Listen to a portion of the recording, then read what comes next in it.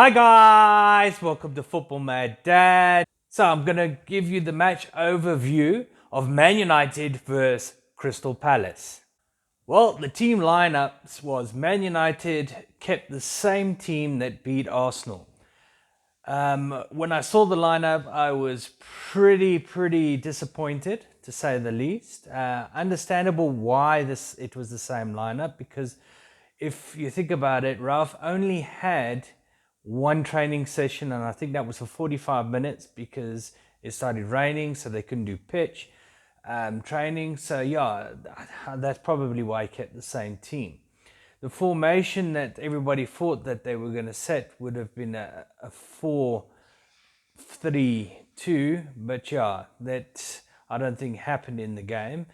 But the starting lineup for Man United was De Gea in goal. Then you've got Telles, Lindelof, Maguire, and Delot at the back. Then in your center, you had McTominay and Fred, Bruno. On your wing, you had Sancho and Rashford, and up front, you had Ronaldo. So a very,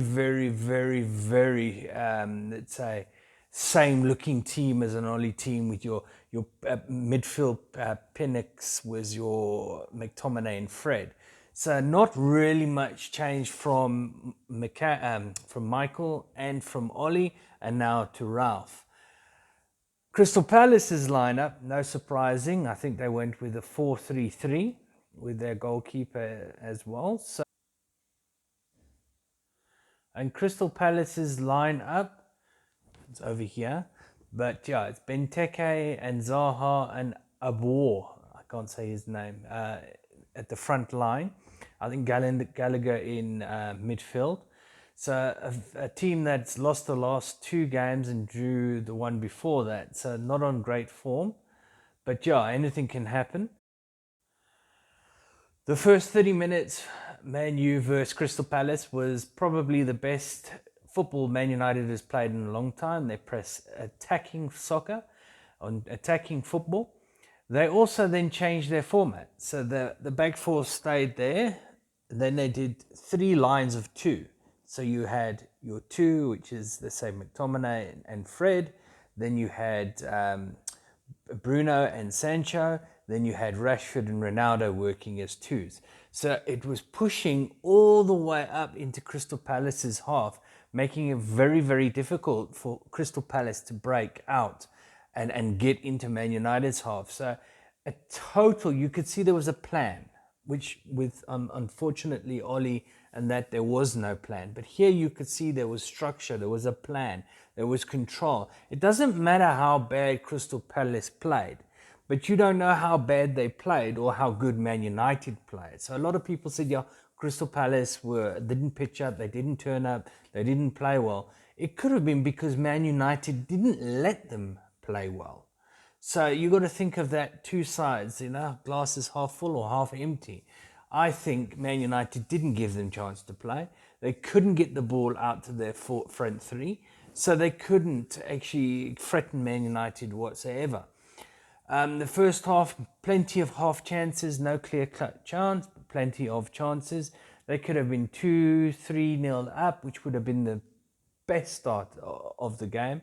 Fred was like a bulldog. He was all over the place. McTominay, again, I don't know why he's on the pitch. And again, Rashford, I don't know why he's on the pitch. I think those two players didn't have a great game. I think the rest of the players were putting in a work and a half. It's the first time I've ever seen Maguire and Lindelof look a little bit solid at the back.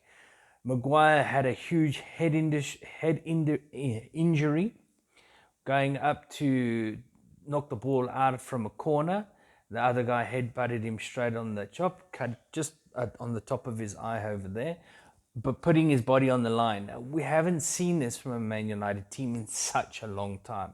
It was quite refreshing. Second half, unfortunately, I think the steam and the fitness of the players, you could tell they weren't that fit. So the intensity of the game for Man United went a little bit down, but in saying that, they still had total control of the game. And again, Fred was winning the balls, getting tackled, going in for the tackles. Absolutely fantastic. I did not like the first substitution when he took off Sancho and put on Greenwood. I'm not saying Greenwood shouldn't come on, but I think Sancho should have stayed on. He was playing much better than Rashford.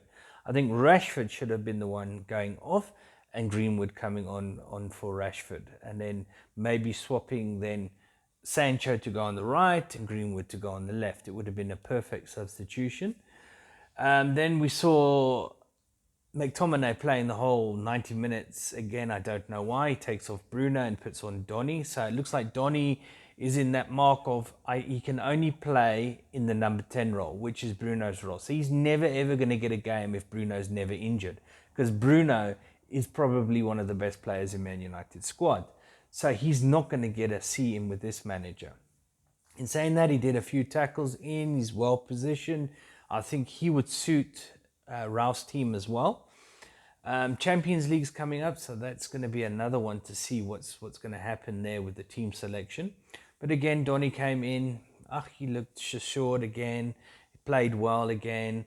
The hairy goal hardly touched the ball for the first time in a long time. It's normally he's a shooting show and has to be super De Gea, but this time, he had a nice shift where he could actually rest, have a little smoke on the side there, think about life and all of those things, start counting the blade of grasses in front of him. Didn't have to worry about shots coming in left, right, center, overflying, diving and all of that sort of stuff. So when he had his nice cold bath or ice bath afterwards, he probably didn't feel any pain, which is fantastic because the more fresh you can keep him, the better it will be. But overall, I thought a fantastic start.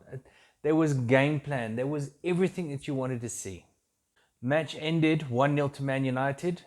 Fred did a fantastic shot into the top. I nearly fell over. That's why I've been mission in action for 2 days, because I just woken up from fainting because Fred actually got a shot on target and it went in the back of the net. He's actually scored more goals than Harry Kane. I think Harry Kane has scored 1 for the year and Fred's on 2.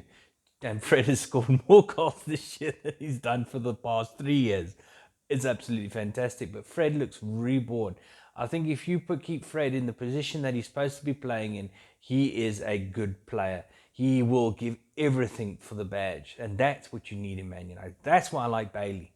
Bailey, I'm telling you now, he will die on that pitch to make Man United win. That's the players we've been missing. We need more of those players. Guys, please turn on your notifications if you like this videos.